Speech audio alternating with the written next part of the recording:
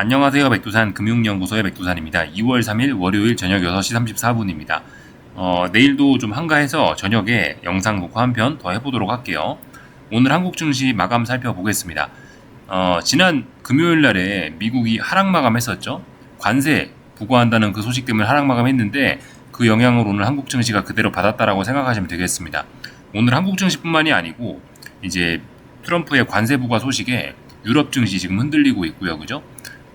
오늘 낮에 아시아 증시 전반적으로 다 크게 흔들렸던 하루였습니다. 오래간만에 세계 증시가 이제 일제히 큰 하락을 하고 있는데요. 근데 이제 지금 생각을 하셔야 될 게 이 하락이 이번 지금 큰 하락이 이게 추세적인 하락의 시작이냐 그렇게 보시면은 아직까지 곤란하다라는 겁니다. 아직까지 추세적으로 세계 증시는 건전하고요. 추세적으로 건전하고 중장기적인 상승 추세가 살아있기 때문에 이런 깜짝 급락은 이런 악재로 인한 깜짝 급락은 일단 눌림시 매수로 접근하는 게 정석적인 전략이 되겠습니다. 물론 이제 약간 예외가 있는 곳도 있을 수 있겠지만은 전반적으로 특히 아주 강한 게 요즘 어디죠? 유럽 증시 이런 것들 1% 정도 빠진다 해도 사실 티도 안 납니다. 큰 추세에 어떤 추세에 그런 전혀 그 지장이 없습니다. 타격이 없습니다. 이렇게 강했던 증시, 평상시 강했던 증시들은 이런 걸 눌림시 매수의 기회로 잘 활용을 하셔야 되겠습니다. 오늘 있었던 일들이 차트들 조금만 좀 살펴보자면요. 조금 전에 유럽 증시 이야기를 드렸는데 독일 증시 차트입니다. 그죠? 닥스 지수, 독일 지수 차트인데 이런 모습이에요. 한동안 워낙 강하게 올랐죠. 워낙 강하게 올랐고 워낙 한동안 많이 올랐었기 때문에 차익 실현 매물이 좀 나오는 거다. 가벼운 조정이 나오는 거다. 이런 개념으로 생각하시는 게 좋겠습니다. 지금 이거 심각하게 많이 빠지고 그런 게 아니에요. 그냥 하도 많이 올랐기 때문에 조정이 나오는 거다라고 보셔야 되겠습니다. 여기서 이제 우리가 두려워해야 되는 건 뭔가요? 만약에 쭉쭉쭉쭉 빠지다가 언젠가 어디까지 올라왔는데 여기서 고점이 슬슬 낮아지는 이런 모습들이 나타난다면 그러면 좀 문제가 되겠죠. 지금 당장은 걱정할 건 없습니다. 이런 건 눌림시 매수로 일단은 접근을 하는 게 그렇게 생각하는 게 정석적입니다. 빠졌다가 올라오는데 고점을 못 높인다면 문제가 될 수 있겠지만은 이런 건 문제 없다라는 거예요. 눌림시 매수가 정석적인 전략이다 이겁니다. 미국 증시 차트들 좀 볼까 하는데요. 지금 보시는 건 나스닥이죠. 나스닥 지난번에 말씀드렸다시피 고점을 살짝 낮췄습니다. 근데 이 정도 고점 낮춘 거로는 그다지 그죠? 큰 문제가 없다고요. 더군다나 관세와 관련된 부분은 이건 지금 미국 증시 아직 그 개장 안 한 거죠, 그죠? 미국에서 관세와 관련된 부분은 이미 금요일 날 어느 정도 좀 반영됐다라고 좀 보실 수가 있겠고, 하여튼 오늘 지금 이제 시간 외에서 좀 아시아 장중에 나스닥이 3% 가까이 빠지기도 했었는데, 근데 아무튼 지금 이런 모습은 아직까지 이건 눌림시 매수로 접근하는 게 맞다라는 거예요. 지금 이런 상황에서 추세가 꺾일 거를 걱정을 할 때는 아직까지는 아닙니다. 고점이 심각하게 낮아지지도 않고 있고 저점이 심각하게 낮아지지도 않고 있고 그죠? 그렇기 때문에 일단 이런 상황은 나스닥은 상승 탄력이 둔화되었을 뿐이다. 그렇다면 당분간 박스권이겠구나 라는 생각. 지금 이거 기간 조정으로 보셔야 되겠죠. 좀 크게 보면 어때요? 잘 올라가다가 상승 탄력이 둔화가 되어 있죠. 기간 조정으로 보시면 되겠습니다. 그래서 일단 추세적으로는 건강하다 이거고요. S&P 지수도 마찬가지죠. 그죠? 고점이 별로 안 낮아졌어요. 여기 고점이나 비교해 보시면 별로 낮아지지 않았죠. 미국 S&P 지수도 아직까지 매우 건전한 그런 모습입니다. 저점이 저점이 그렇게 크게 낮아지지도 않고 S&P 지수에서 중요한 선은 빨간색 선이라고 볼 수가 있겠죠. 맨 밑에 있는 빨간색 선. 10월 27일의 저점과 8월 5일의 저점, 24년 8월 5일의 저점과 23년 10월 27일의 저점, 이런 저점들을 연결한 추세선들을 이런 지금 이 빨간색 추세선이 어떤 S&P의 중장기적인 상승 추세를 대변하는 그런 선이라고 볼 수 있겠는데 아직까지 그죠? 아직까지 이 선 터치도 안 했습니다. 최근에요. 그렇기 때문에 이런 거는 아직까지 매우 건전하다고 볼 수 있습니다. 눌림시 매수 전략 생각하실 수가 있겠는데 다만 지난번에 고점을 높이지 못했기 때문에 S&P 지수도 큰 상승을 기대하면 안 될 겁니다. 그죠? 미국 증시는 지금 큰 추세적인 하락 그런 걸 기대하기보다는 기간 조정이 진행 중이구나. 이런 개념으로 좀 보셔야 되겠습니다. 기간 조정이 길어지는구나. 상승할 때를 한번 놓쳐가지고 기간 조정이 길어지겠네. 이런 개념으로 생각하시면 되겠습니다. 관세가 어쩌니 저쩌니 해도 고금리도 어느 정도 좀 해소가 좀 되고 있고요. 그렇기 때문에 채권 시장 지금 잘 상승하고 있죠. 뭐 그럭저럭 나쁘지 않습니다. 흐름이요. 그렇기 때문에 어쨌든 아직까지 주식시장 좀 긍정적으로 보셔야 되겠고, 전반적으로 어쨌든 금융시장을 조금 긍정적으로 볼 필요가 있을 겁니다. 이 트럼프 관세와 관련해 가지고 이제 이런 뭐 관세 충격 때문에 오늘 크게 하락하는 한국 증시 같은 것도 있었는데, 이런 거 같은 경우는 일단 눌림시 매수로 생각하시는 게 일단 좋을 것 같습니다. 이래저래. 코스피는 이제 그래서 한국 증시 좀 살펴볼 건데, 지난번에 말씀드리긴 했죠. 사실 여기 있는 지금 보시는 건 코스피입니다. 그죠? 코스피인데 이 어떤 중요한 추세선, 저항입니다. 여기 아래에서 올라오는 분홍색 선들이 있죠.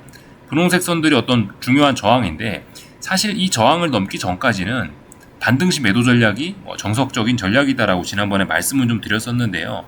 근데 사실 지금 상황에서 한국 증시는 좀 남들보다 먼저 매를 많이 얻어 맞았긴 했습니다. 그죠? 여기 보시면 작년 7월부터 해가지고 사실상 이제 올해 1월 1일까지 빠진 거잖아요. 사실상 굉장히 오랜 기간 이미 하락을 겪었기 때문에, 사실 한국 증시는 일단 특별히 미국이 갑자기 뭐 금융위기가 나거나 그런 것만 아니라면은 한국 증시는 일단 저가 메리트가 있는 상황이긴 합니다. 일단 싸긴 싸요. 그렇기 때문에 사실 지금 같은 상황에서 말씀드렸죠. 추세적으로는 아직 약하다고요. 중요한 저항을 여기를 못 넘어가고 있잖아요. 여기가 중요한 저항인데 한 번, 두 번 시도했는데 못 넘어갔잖아요. 약합니다. 이 저항이기 때문에 반등시 매도 전략이 이런 데서 우리가 취할 수 있는 정석적인 전략이긴 한데, 사실 이런 상황에서 많이 싸고 한동안 굉장히 많이 빠져서 싸고, 또 그리고 몇 달 동안 여기서 버티고 있고, 삼성전자가 자사주 매입을 하고 있는 그런 기간에 반등시 매도 전략 아래쪽으로 아무래도 좀 제한적일 수밖에 없습니다. 이런저런 이슈가 있기 때문에. 그래서 일단 아래쪽으로 좀 제한적으로 보고 있고, 그렇다면은 한국 증시 이번에 돌파 한착 하면서 좀 의미 있는 반등 혹은 상승 추세로 전환 같은 걸 할 수도 있었는데, 지금 보시다시피 이번에 강한 하락을 맞으면서 어떻게 됐죠? 그냥 이제 좀 답답한 기간이 조금 더 길어질 수 있겠구나, 이런 식으로 생각하시는 게 일단 좋을 것 같긴 합니다. 코스피는 당분간 좀 답답하겠구나 라는 생각을 좀 하셔야 될 것 같습니다. 코스피의 탄력적인 반등 혹은 뭐 상승 추세로의 전환은 좀 지연될 수 있겠구나 생각하시는 게 일단 맞을 것 같아요. 일단 한국 증시는 물론 내일 좀 더 빠질지 어쩔지는 제가 알 수 없는 부분이긴 한데, 일단 이 정도 가격대면은 삼성전자 자사주 매입에, 그리고 오랜 하락에 어느 정도 오랜 하락에 가격적인 메리트가 없진 않기 때문에, 사실 추가로 여기서 막 급격하게 레벨 다운이 돼갖고 대폭락으로 막 더 이어지긴 일단 좀 어려운 시나리오 같고요. 그렇다면 사실 이런 자리에서는 어떤 중장기적인 측면에서 봤을 때는 눌림시 매수, 그렇게 그죠. 중장기적인 측면에서 이런 자리 주식을 좀 모아갈 수 있는 매력적인 가격일 수 있긴 있습니다. 근데 개인적인 생각으로는 그래요. 어차피 답답한 구간이 좀 더 길어질 것 같으면은 여기서 주식 사지 말고, 만약 주식을 사시고 싶으시면 차라리 이런 자리 돌파 한착 하고 나서 눌림 나올 때, 그런 때 이제 주식을 사는 게 좀 더 맞냐라는 생각이 좀 들긴 합니다. 잠시만요. 인터넷 연결이 잠시 끊겨가지고 좀 다시 재접속을 하고 왔습니다. 하여튼 코스피 그죠? 말씀드렸다시피 이런 데를 넘어갈 때 차라리 그런 매수세가 등장하는 걸 보고 조금 비싸게 매수하는 게 조금 더 나을 것 같다라는 그런 생각이긴 합니다. 지수와 관련된 부분은 일단 그렇게 보시면 될 것 같아요. 아무튼 탄력적인 상승의 어떤 그런 타이밍이 오늘의 하락으로 좀 많이 늦춰졌다, 이렇게 생각하시면 되겠죠. 상대적으로 근데 코스닥은 좀 괜찮아 보이긴 합니다. 어쨌든 코스닥이 물론 오늘 좀 4% 가까이 좀 많이 빠지긴 했는데, 사실 오늘 같은 날은 이 저점과 저점을 좀 높이는 이런 식으로 그죠? 지난번에 이런 기울기는 좀 너무 강했죠. 이런 상승의 기울기를 좀 조정하는 그런 의미가 좀 있다라고 개인적으로 좀 보여집니다. 일단 코스닥 당분간 일단 코스피보다는 조금 더 흐름이 괜찮습니다. 코스피와 비슷하게 생각하고 있습니다. 코스닥도 결국 코스닥은 더 했죠. 작년 3월부터 해가지고 지금 거의 9개월 가까이를 빠지고 나서 이제 좀 상승으로 좀 전환도 할 수 있는 그런 시기란 말입니다. 그죠? 똑같이 비슷하게, 코스피와 비슷하게 중장기적인 측면에서 봤을 때 가격적인 메리트가 좀 있는 자리이긴 하고요. 또 그리고 어쨌든 한국 증시 자체가 이래저래 삼성전자의 자사주 매입 그런 거에 영향을 받을 수가 있다고요. 그죠? 그렇기 때문에 하여튼 한국 증시가 여기서 막 심각하게 레벨 다운이 되기는 좀 어려울 것이다라는 생각이고요. 그렇기 때문에 사실 뭐 이런 식으로 조금씩 자빠질 때마다, 물론 이제 여기서 더 빠질지 안 빠질지 모릅니다. 여기서 이렇게 빠질 때 어쨌든 전반적으로 지금은 눌림시 매수 전략 한 번씩, 뭐 눌림시 매수 전략, 그러니까 사실 정확하게 말하면 지금은 눌림시 매수를 할 때는 아니죠, 그죠? 한국 증시는 기초 건강에 안 좋기 때문에 반등시 매도 전략, 사실 그죠? 빨간색 선 근처 저항이었기 때문에 반등시 매도 전략의 정석이라고 말씀을 좀 드렸었는데, 근데 아무튼간 이렇게 뭐 내려왔을 때 지금 이렇게 하락을 하고 있는데, 실질적인 상황에서 이런 때는 중장기적인 관점으로 봤을 때 좀 주식을 모아가는 그런 전략, 오히려 그런 것이 좀 더 메리트가 있다라고 생각을 합니다. 한국 증시, 코스피, 코스닥 둘 다요. 그리고 코스피보다 코스닥이 조금 더 건강 상황이 좋습니다. 그죠? 코스닥은 어떤 메인 하락 추세선까지 올라왔다 좀 밀리는 거기 때문에 사실 괜찮다라고 보여집니다. 이제 문제는 이제 종목 선택이 될 건데요. 한국 증시를 뭐 한국 증시에 투자한다고 하면 종목 선택이 좀 중요한 이슈가 좀 될 텐데, 아무튼 지금 이제 이번에 그 딥시크 쇼크가 있지 않았습니까? 그죠? 지난주 월요일 날인가? 딥시크 쇼크가 있었는데, 그로 인해서 사실 지금 삼성전자의 메리트가 굉장히 많이 떨어졌습니다. 반도체의 메리트가 많이 떨어졌어요. 반도체의 메리트는 좀 떨어졌고, 그렇다면은 어쨌든 반도체가 한국 증시의 시가총액이 가장 큰데, 반도체의 메리트가 떨어지는데 한국 주요 지수들 코스피나 코스닥 지수는 비교적 좀 양호하긴 하거든요. 그렇다면 뭐죠? 개별 종목들의 기회가 있을 수 있습니다. 계속해서 뭐 말씀드리지만은 고금리 강달러가 조금씩 완화는 좀 되고 있기 때문에, 그래서 그 고금리가 좀 완화되는 거에 대해서 수혜를 받는 그런 업종들, 그런 종목들, 아니면은 뭐 미국의 트럼프 당선과 관련해 가지고 한국에 수혜를 입을 수 있는 기업들이 분명히 있긴 있죠. 대표적으로 요즘 잘 나가는 게 뭐 조선주 이런 것들이 뭐 작년 한 해 잘 나가긴 했죠. 하여튼 뭐 그런 종목들이 계속해서 좀 잘 나갈 수 있다는 생각입니다. 반도체는 지금 좀 심상치가 않습니다. 그래서 아무튼 삼성전자는 어쨌든 자사주 매입을 하고 있기 때문에 여기서 막 심각하게 막 대폭락으로 가거나 그러기는 일단 좀 어려울 거라는 생각이긴 한데요. 아무튼 삼성전자도 이 적당히 좀 올라와 줘야 될 타이밍, 이 정도 때에서 올라와 줬어야죠. 그죠? 여기 이 정도 때에서 1월 말쯤에 올라와 줬었어야죠. 근데 설 연휴 지나고 나서 지금 이런 모습을 보이고 있으니 이거 좀 중장기적인 측면에서는 일단 좋지 않아 보입니다. 그죠? 상승의 타이밍이, 반등의 타이밍, 상승 전환의 타이밍이 자꾸 딜레이가 되고 있기 때문에 일단 별로 좋은 모습은 아닙니다.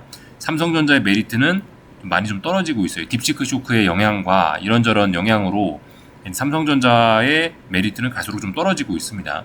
물론 어느 정도 삼성전자가 그 자사주 매입을 하고 있기 때문에 하방 경직성은 어느 정도 좀 보일 수 있을 겁니다.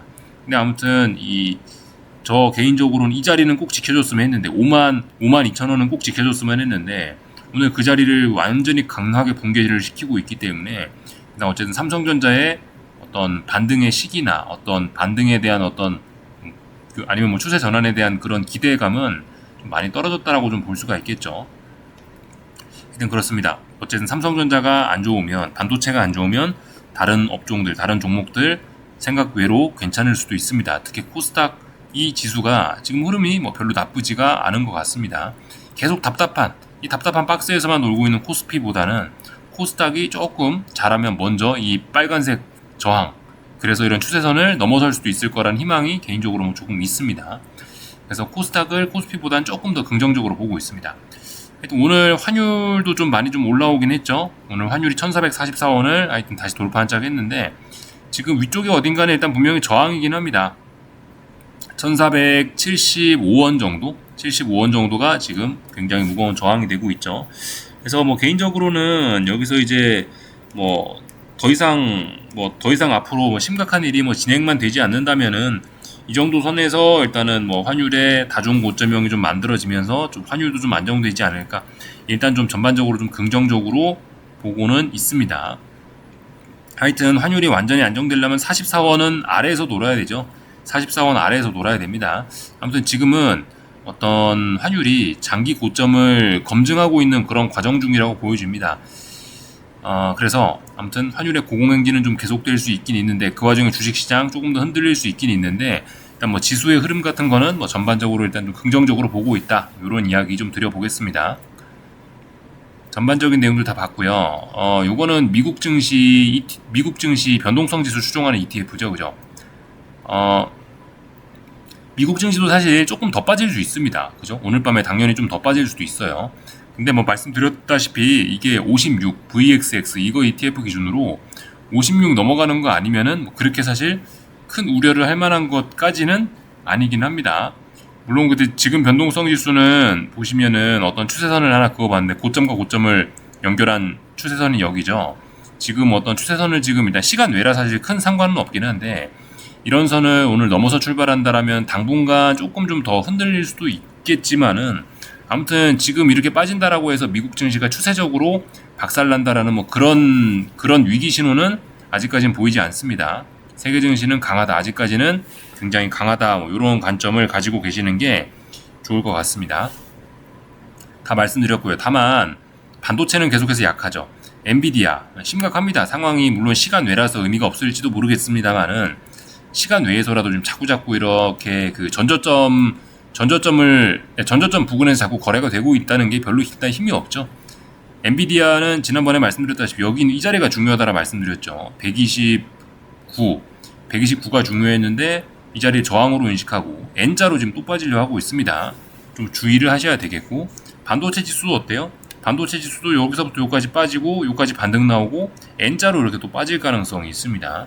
이런 점들 좀 주의하셔야 될 것 같아요. 미국 양대 지수 S&P 나스닥 지수는 강한데 반도체의 흐름과 하여튼 몇몇 종목들은 흐름이 분명히 좀 안 좋은 게 있습니다. 여기까지 하겠습니다. 궁금한 거 리플 남겨주시고요.